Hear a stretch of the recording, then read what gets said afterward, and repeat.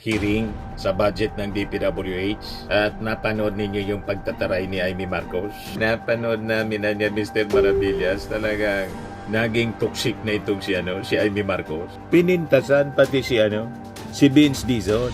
Mr. Chair, Secretary Dizon is no engineer. He is an economist and a political aide. Mark Villar, hindi man engineer. Ginawang sekretary mga kababayan ng DPWH ni Digong. Tahimik noon si Amy Marcos. Yes, do you want to say the last words, Senator Amy?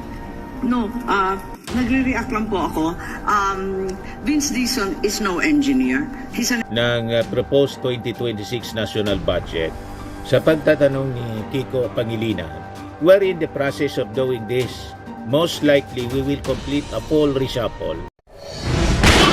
Nagbabagang mga balita at pagtalakay sa mga isyu ng lipunan. Pulsa, opinyon, banat at paglalantad sa katotohanan. Pulsa, what you see is what you get. You decide. Ito po mga kababayan, si Dante Maravillas. Napanood po ninyo yung BICAM hearing sa budget ng DPWH at napanood ninyo yung pagtataray ni Amy Marcos. Napanood namin na niya, Mr. Maravillas, talagang naging toxic na itong si Amy Marcos. Hindi lang sa kanyang kapatid na si President Bongbong Marcos, naging toxic si Amy, kundi toxic na po sa buong Pilipinas. Pag pinanood po ninyo si Amy, nakakainit ng ulo. Panoorin, pinintasan pati si Vince Dizon. Mr. Chair, Secretary Dizon is no engineer. He is an economist and a political aide. Kaya siguro mali-mali reaksyon ni Amy Marcos sa sinabi ni Senator Win Gatchalian, Chairman Committee ng Finance sa Senado. Makinig tayo sa mga engineers. Biglang nag-bat-in mga kababayan si Senator Amy Marcos. Hindi man na niya engineer itong si Vince Dizon. Ang ibig sabihin ni Senator Win Gatchalian, yung mga taga-DPWH hindi nangangulagan so yung secretary, mga engineers ng DPWH. Lang yung namumuno sa DPWH ngayon, hindi man engineer. Tama si Amy Marcos doon na hindi engineer si Secretary Dizon, pero siya yung secretary ng DPWH. At yung tanong, bakit kini-question niya yung pagiging hindi engineer secretary ni Vince Dizon? Hindi man lang po si Vince Dizon ang secretary hindi engineer ng DPWH. Bakit si Mark Villar hindi man engineer? Ginawang sekretary mga kababayan ng DPWH ni Digong. Tahimik noon si Amy Marcos. Kasi kalyado niya, yung mga Duterte. Kalyado niya si Mark Villar. Kaya tahimik siya. Pero si Secretary Dizon, alter ego ng kanyang kapatid na presidente. Galit siya sa kanyang kapatid. Dinamay na niya, pati si Secretary Dizon. Ayan mga kababayan, pakinggan natin. At ho dito. Kaya in this very special circumstance, and with the agreement of both chambers, we will invite Secretary Dizon to explain this issue. So with that, yes, do you want to say the last words, Senator Amy? no, nagre-react lang po ako. Vince Dizon is no engineer. He's an economist and a political aide. True, but he's the Secretary of the Department of Public Works, and he was the one who made that statement during the public hearings in the Senate, and he also is the one who supplied the adjustment factors in CMPD to the Senate. So lahat ho dito. Kaya in this very special circumstance, and with the agreement of both chambers, we will invite Secretary Dizon to explain this issue. Ang ibig sabihin ni Win Gatchalian, Senator Win Gatchalian, yung gumawa, nag-prepare nitong mga dokumento in relation sa mga projects ng DPWH. Ang gumawa dito, mga engineers. Magtiwala niya tayo sa mga engineers. Sabi ni Senator Win Gatchalian, biglang bat-in si Amy Marcos. Hindi man niya engineer si Secretary Dizon. Economist niya siya, tapos political aid. Tama ka niya. Pero siya niya yung secretary ng DPWH. Kaya tama itong reaksyon ni Attorney Carlo Ibanez. Sa naging reaksyon ni Amy Marcos, Vince Dizon is no engineer. He is an economist and a political aid. Sinapalpal ni Attorney Carlo Ibanez. Sabi ni ni Atty. Carlo Ibanez, binatikos ni Amy si Vince Dizon is not an engineer daw. She is implying that to do a good job as DPWH Secretary, kailangang engineer siya. Hello, siya nga senador, gumagawa ng batas pero di naman siya abogado. Tama. At hindi man kailangan po, wala sa batas na nagsasabi ang dapat DPWH Secretary ay engineer. Tama po. Kaya nga si Digong, ay si Cory noon yung isang DPWH Secretary niya, hindi man po engineer.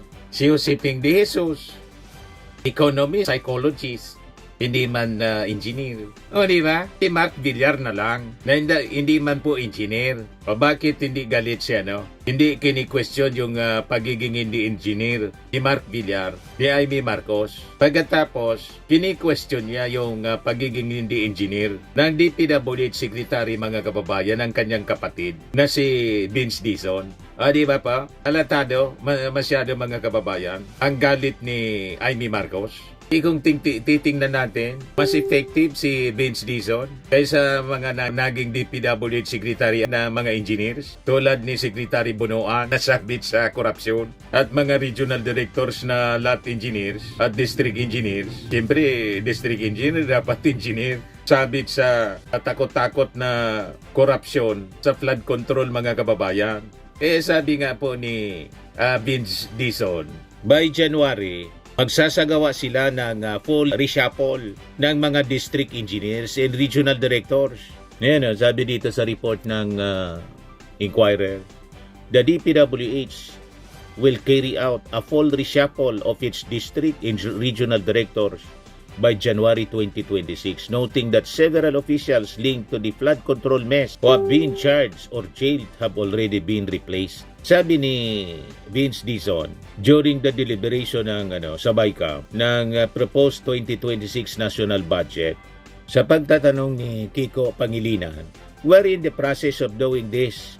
Most likely, we will complete a full reshuffle within the first month or 1.5 month of 2026. Pero marami na po papalitan, lalo na yung mga nakasuhan at nakulong na, sabi po ni Dizon. Masyadong toxic na, mga kababayan, si Amy Marcos.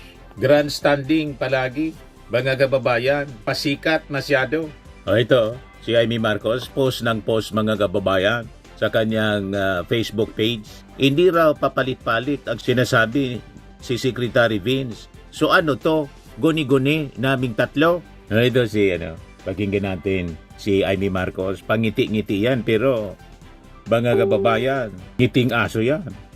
Tama naman yung mga nag-text po sa atin na lokohan na lamang to. I truly resent the fact that the BICAM is being hostaged by the Secretary of the Department of Public Works and Highways. At kung tunay na wala kayong tiwala sa sino mang district engineer, hindi po ako abogado ng Public Works, dapat tanggalin na lang ninyo lahat. Kasi pinapadagdagan mo yung budget, tapos yung mga mag-i-implement, wala kang tiwala. Ano naman kami? Susunod sa iyo na kayo mismo walang tiwala sa isa't isa? Tama ba yun? Habang ginilinis natin ayon sa utos ng Pangulo, ang departamento, hindi po pwedeng uminto. Secretary Vince, hindi kita pinahihinto sa trabaho mo. Pinamamadali nga namin. Ikaw ang humihinto sa trabaho namin dito sa BICAM at papalit-palit ka ng sinasabi. Yun ang problema. Papalit-palit daw ng sinasabi si Vince Dizon. Nagpaliwanag po si Vince Dizon na kung tatapyasan based doon sa aksyon ng Senado, paano pa sila makaka-implement ng proyekto? So, ma-stop yung implementation ng mga projects. Yan ang punto ni Vince Dizon. Kasi, bawasan mo ba naman, ginugulo, mga kababayan, ni Amy Marcos yung kwento para lang makapagpabida doon sa BICAM. Kasi yung BICAM po, first time na gawing live, open BICAM, may live streaming po. Biglang nagpabida po, nag-grandstanding si Amy Marcos. Di ano niya, Mr. Maravillas, bakit laging nagpapabida itong si Amy Marcos? Sirang-sira na kasi yung kanyang reputasyon. Kaya nagpapabida siya sa mga mamamayang Filipino para bumawi doon sa paninira niya sa kanyang kapatid ng openly akusahan doon sa prayer rally ng Iglesia ni Cristo na bangag yung kanyang kapatid. sumabog sa pagmumuka mismo ni Amy Marcos yung paninira niya sa kanyang kapatid na si President Bongbong. Gusto siguro na ma-recover ang kanyang nasirang reputasyon. Nagpapabida siya ngayon. Hindi na po yun may babalik, Amy Marcos. Sa akala mo, magtitiwala pa sa'yo yung mga mamamayang Pilipino. Kung hinudas mo nga yung kapatid mo, kami pa na hindi mo kaano-ano. Ang ganda ng paliwanag po ni Vince Dizon. Ito, sa interview po ng DCMM ni Alvin Chico, pinaliwanag ni Vince Dizon kasi doon sa BICAM, laging binabara siya ni Amy Marcos. Ayaw intindihin yung kanyang paliwanag. Bakit gusto niyang i-restore yung tinanggal? Walang consultation kasi sa kanila. Bigla na lang tinanggal. Napyasan, mga kababayan, ng budget yung DPWH. So kung tinapyasan mo, ano pa gagamitin sa implementation ng project? Pakinggan natin yung paliwanag sa interview ni Alvin Chico. Later, babalik ka ulit sa BICAM later. Tapos ka na. Kasi nga, ang dating is, laban bawi ka. Nung una, Yan. sabi mo, hindi, tapyasan. Kasi mahal ang presyo ng materyales. Pero nung Sabado, ay nung Linggo, sabi mo, hindi, balik natin kasi mukhang kukulang yung presyo. Ano ba talaga? Ano nangyari? Ganito, unang-una para intindihan at maginawa ng mga kababayan natin, ang presyo po ng mga materyales sa DPWH ay nababa na. Binaba na po. Ito po Binaba isa sa utos ng ating Pangulo. Remember? utos sa akin ng ating Pangulo nung bago Overpriced kasi ang presyo ng DPWH. Kasi siyempre, binubulsa nga. Ang unang inutos ng Pangulo natin is ibaba ang Sobra presyo doble. ng mga materyales ng mga proyekto ng DPWH dahil matagal na yung overprice. Hindi yan kapareho ng mga presyo ng materyales ng mga pribadong sektor. Pag nagpagawa ang SM o San Miguel ng kalye, iba ang presyo Mura. ng semento, iba ang presyo ng bakal, iba Walang ang presyo ng patong asphalt kasi. sa DPWH. Yun po ay nagawa na natin noong October 3rd. Pag DPWH po, sobra kadoble. Triple ang presyo. Kasi yung binubulsa. Po, yung budget po na nandito ngayon sa ating kongreso ngayon, Diba? ang mga presyo po niyan, yung luma pa. Yung luma pa. Ito po kasi sinubite nung panahon pa po ni Secretary Manny Bonoan. Yung luma pa na mas mababa o mas mataas? Mas mataas. Luma na mataas. Overpriced. Kasi kakababa pa lang po ng presyo ngayon. Okay. Pero, Ipinag-utos ang ng nangyari ating po kasi, Pangulo, babaan ang niya Senado ninyo. po, ginawa Kasi na chinek yung niya sa pagbaba ng presyo merkado. na hindi Tinacheck po niya. dumadaan Masyadong sa overpriced. proseso ng DPWH. Halimbawa po, ang isang proyekto sa Metro Manila, no? Para po ibaba yung budget ng proyektong yon, kailangan po iisa-isahin natin yung dami ng simento, Correct. dami ng bakal, dami ng asfalto. Itemize talaga. Itemize para ibababa natin ang presyo. Tama ng naman yung proyekto. paliwanag ni Vince Dizon. Ayaw No, intindihin ni kailangan Amy po yan, Marcos. idadaan po yan sa DPWH kasi iisa-isahin po yan ng Pabida talaga po. Akala ko ikaw ang nagpababa nun. Kaya binaba ng Senado yun based on your recommendation. So hindi pala. Sinabi ko po na bababa ang presyo ng materyales. Oo. Pero ang sabi ko po sa hearing sa Sa Senado na ang DPWH po ang dapat magbaba niyan. Correct. Kasi kami po ang nakakaalam eh. Correct. Kunyari, isang Ang ginawa nila, sila yung nagbaba ng presyo. So, iisa-isahin po dapat yon. Yung Senado, Ang ginawa ng Senado, on their own, tinapyasan nila. tinapyasan without bigla. consulting Ano DPWH. pang gagamitin sa Tinapyasan po nila base implementation sa ng project? average Tama. na pagbaba ng presyo ng materyales sa isang rehiyon. Halimbawa, asfalto. Assuming kasi O yung sa mga Region senador, 4B, mga nagaya ko ng kababayan, example kahapon, wala man silang expertise 68% dyan. ang diferensya sa Region 4B. Pero Region 4B, alam naman natin iba't ibang probinsya yan. Palawan, Limaro pa yun. Limaro pa. Palawan, Romblon, Mindoro, Marinduque. No? Ang ginawa po ng Senado, tinake po niya yung aming average na price differential at in-apply po sa lahat ng proyekto ng Mimaropa. So ang sabi po namin, medyo hindi po accurate yan. Ba't hinayaan nyo? Dapat hindi nila naipasay ng ganun yun. Kaya nga po, Iba-ibang region kasi po, iba-ibang lugar, iba yung presyo. Yan ang punto ni Vince Dizon. Kaya po sumulat ako ng Webes. At po, naglabas ako ng department order nung Biyernes. Parang sinasabotayan na ng Senado nito ni Amy Marcos yung mga implementation ng projects ng Lahat DPWH. tama yung ginawa ng Senado. Kaya doon inagapan, pumasok yung ano. kasi- So doon pumasok Inunahan yung po. balik Oo, ninyo. Mali. wala kailangan ibalik. Pero ulitin ko po, Kaya dapat ibalik kasi mali yung pagtapyas. hindi na po pwedeng. Hindi na matutuloy yung mga Paraan na lang projects. po ng pagbababa ng budget. Oo. ang Pag ganyan. kailangan Yeah. maayos. Tama. So, anong chance ngayon na maibabalik Hindi ko yung po alam. 50, how much, Parang nasabi po nila 54 mga- billion. 46 yata, 46 billion yung tinapyas. 54 po yung total. Ah. Pero yung pong binaba nila dun sa mga cost ng mga project ay roughly po ata mga 40. So what happens kung manindigan yung Senado? Hindi, yan. Panindigan natin yan. Yan lang. Huwag na nating ito lang, dagdagan yan. oo. Anong mangyayari? Meron po mga proyekto na kukulangin ng budget. Kita mo? Dahil halimbawa, Yun ang mangyayari. Hindi kong ehemplo, no, kahapon. Yung po ang So, paano na original yan? budget noon ay 41 billion. Nung binaba po ng Senado, binaba niya ng 68%, naging 13 billion na lang. Ang computation po namin, ang dapat pong maging totoong pagbaba ng project cost ay ano lang, 37% lang o bababa lang from 41 billion to 31 billion. Kumbaga nasobrahan naman. Nasobrahan eh. Hindi po nagkulang, ha? Nagkulang Kasi din nga yan. po, yung pag-apply po ng Senado ay across the board. Hindi po kada proyekto. Oo. So meron pong mga proyekto Dapat per na project. sumobra ang bawas. Meron namang mga proyektong kulang ang bawas. 10,000 projects yun yung na po affected sinasabi mga namin kababayan sa Senado. nationwide. Kung papayagan po nila kami po ang nakakaalam, project per project, ang kung dapat gano ibaba Correct. ang presyo ng mga proyekto. Pagka nanindigan po ang Senado, pwede bang mangutang kayo? Hindi po pwede yun. yan. Bawal yun. So, ang Yun ang mangyayari bawal. po dito, halimbawa, kung matuloy po ang version ng Senado, Oo.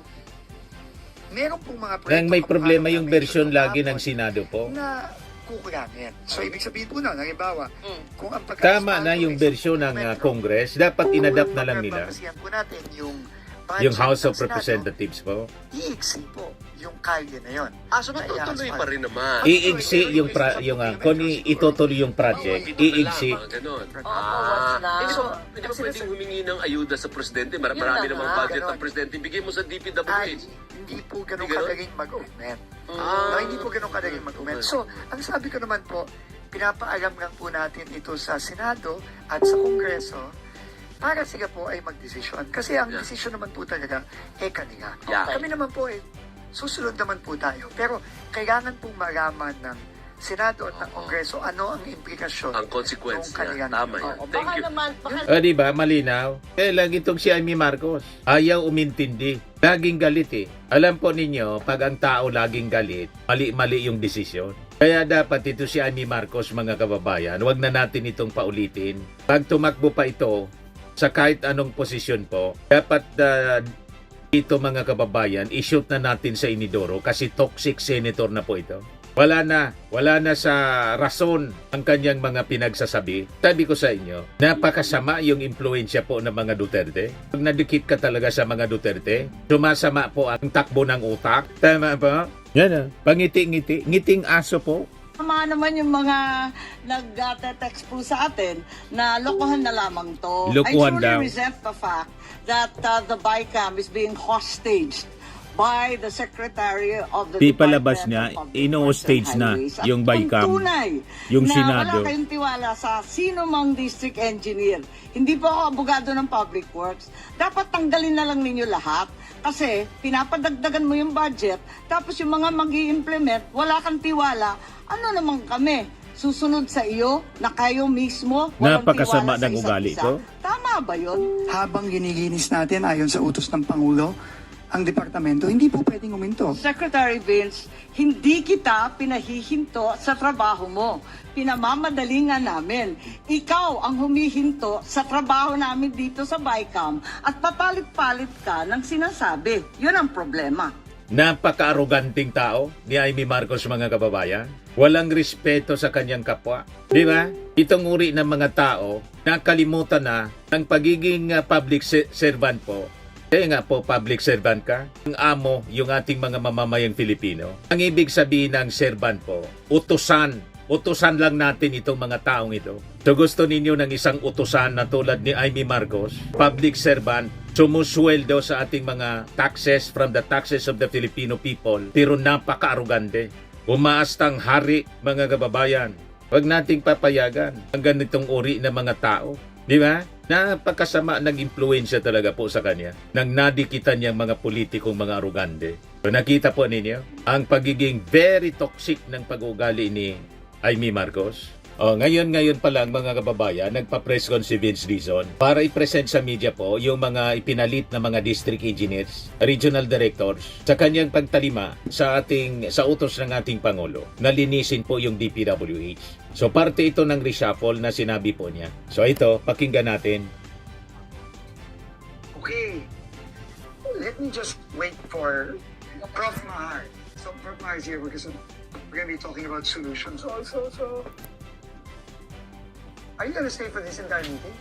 You want to cover this entire meeting?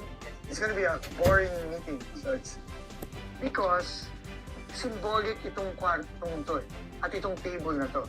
So para sa mga kababayan natin, this is the same table. Here. Yan. Ito yung table na yan. Yan.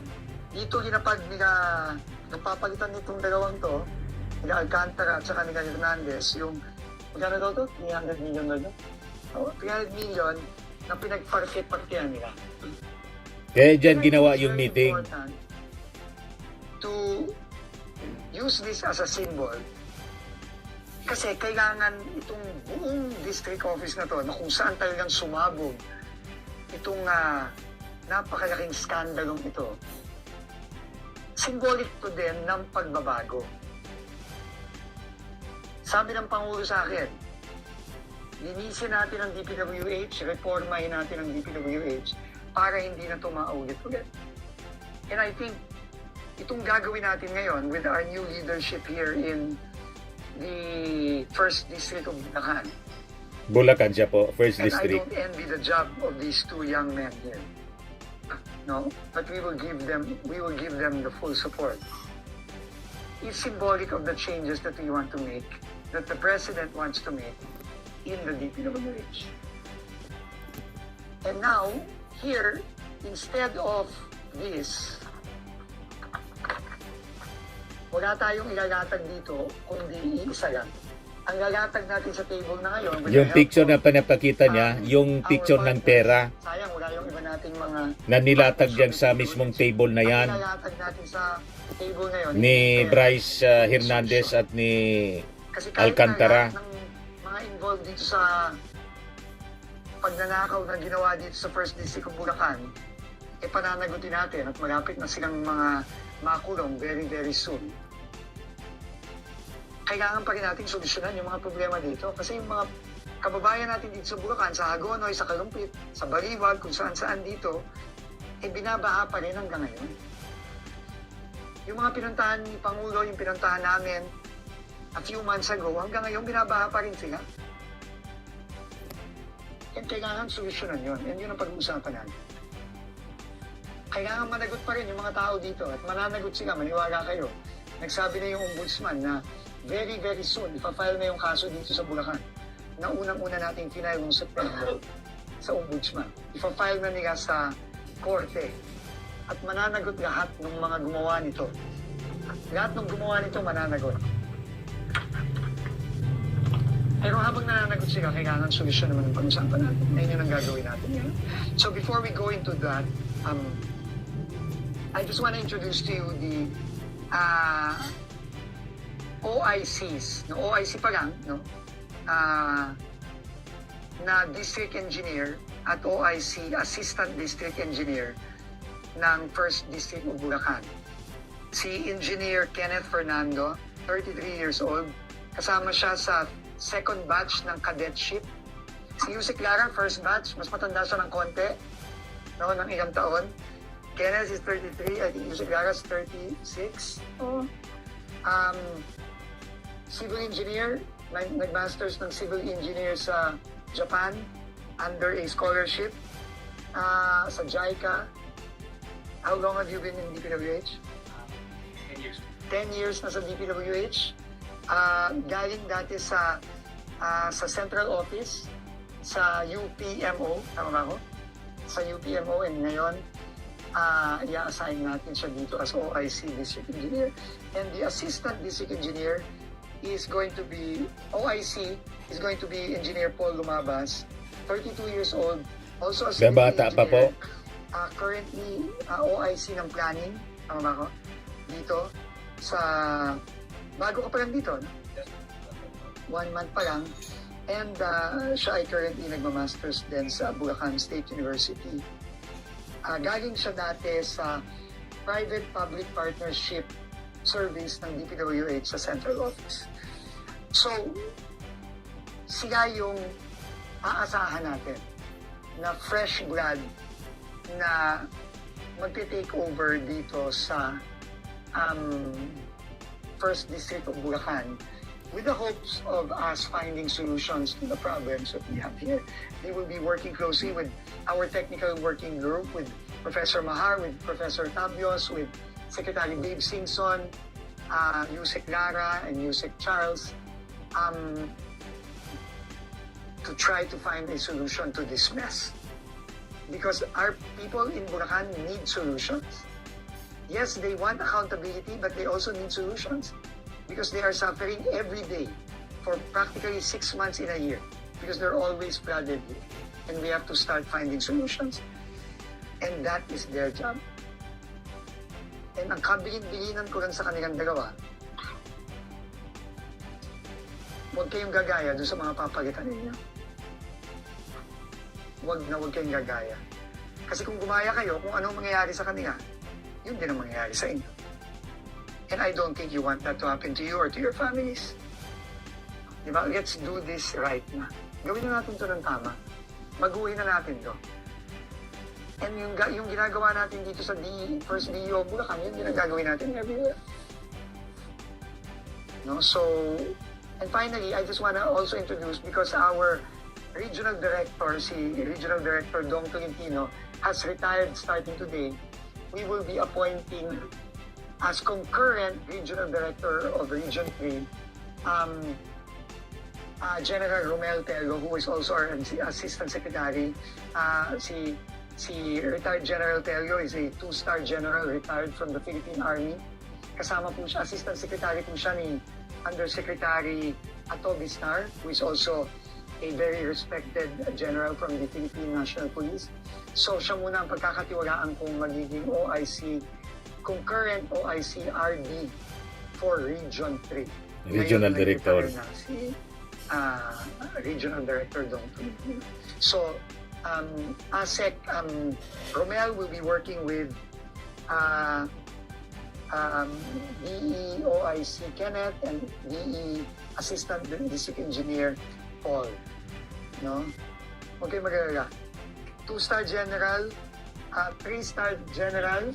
So, yung security mo at ng pamilya niyo okay na. Alam ko, kinakabahan din kayo, sinabi niyo sa akin yung kanina, sila ang bahala sa inyo. They will secure you and your families. No, and make sure. By the way, 3-star General din si Undersecretary Charles Calima. So, mabigat ang inyong support group dito. Kasama na ako at pinaka-importante, suportado kayo ng Pangulo. So with that, I think we can start finding solutions already.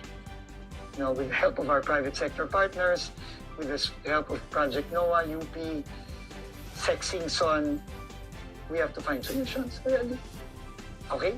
So with that, maybe we can take out these mics already, and then we can stay. There's nothing to hide here, and then Yusek Lara will start presenting with Professor Mahar, and then we will see. And then later on, please join us. We will be visiting, I think, one site that the President visited na. Okay, in Bulusan, Barangay Bulusan. No? Yun, nandun din ata kayo, and we'll see if Professor Mahar will Questions muna ngayon. Hindi ba pwede? Cora. Kunin muna tayo. Kayo naman, dahil boring yung solution, ayaw nyo na. Eh, ito yung importante kahit boring. So, can we request lang naman? So yun, mga kababayan, yung pag-present ng new set of officials doon sa Bulacan. Very symbolic siya. Kung saan yung room, nilatag yung limpak-limpak na salapi. Doon din ginawa yung presentation. Pagpapakila sa mga bagong opisyal para i-remind sila na huwag dapat nilang uulitin yung pagkakamali ng kanilang mga pinalitang opisyal na ngayon naharap po sa patong-patong na kaso dahil sa flood control mesh involving billions nga po ng pondo ng bayan. So yun lang po mga kababayan yung ating video ngayon. So lagi nating tatandaan mga kababayan sa buhay, you become what you believe. Ako po si Dante Maravillas. Bye-bye. God bless. Firmax Firming and Lifting Cream, pinapahid po sa mga pulses in affected area. Mainam po sa paninigas ng mga kaso-kasuan. Ito naman po, Automax Radiant Serum. Sa mukha naman yung application. Anti-aging po siya. You will look 10 years younger than your age. Sa mga cancer patients naman po, baka lang gusto ninyo itong itry. Neng siya Red Mix Fruit Drink. Hindi mo po siya gamot, food supplement siya. Kaya lang, gawa siya mga kababayan sa goji berry. Yung goji berry may anti-cancer properties. O ngayon, yung mga inquiries ninyo, dumiritso na lang kayo sa aming messenger sa Facebook para masagot namin agad. Ayos pa? Ayos na ayos niya, Mr. Maravilla. Sa mga naghanap po ng malinis and spacious fitness gym, pumunta lang po kayo sa aming Colossal Fitness Gym. May Grab car rental din po kami. But anyway, ito po pala yung aming bagong product na binibenta online. I am worldwide amazing pure organic barley powdered drink mix from Australia. Negosyo to ng aking anak na architect entrepreneur Riz Maravillas. Ayan po. Kontakin na lang po ninyo siya, Riz Maravillas on Facebook. Ang mga health benefits niya, boost immunity, improves digestion, enhance energy levels, packed with antioxidants, prevent cancer. Ito naman po yung bago naming product na binibenta online. Eye Glow Serum, whitening po siya. Tingnan ninyo yung epekto sa aking anak na architect before and now. Yung mga inquiries po ninyo, dumiretso na lang kayo sa kanyang Facebook account, Riz Maravillas.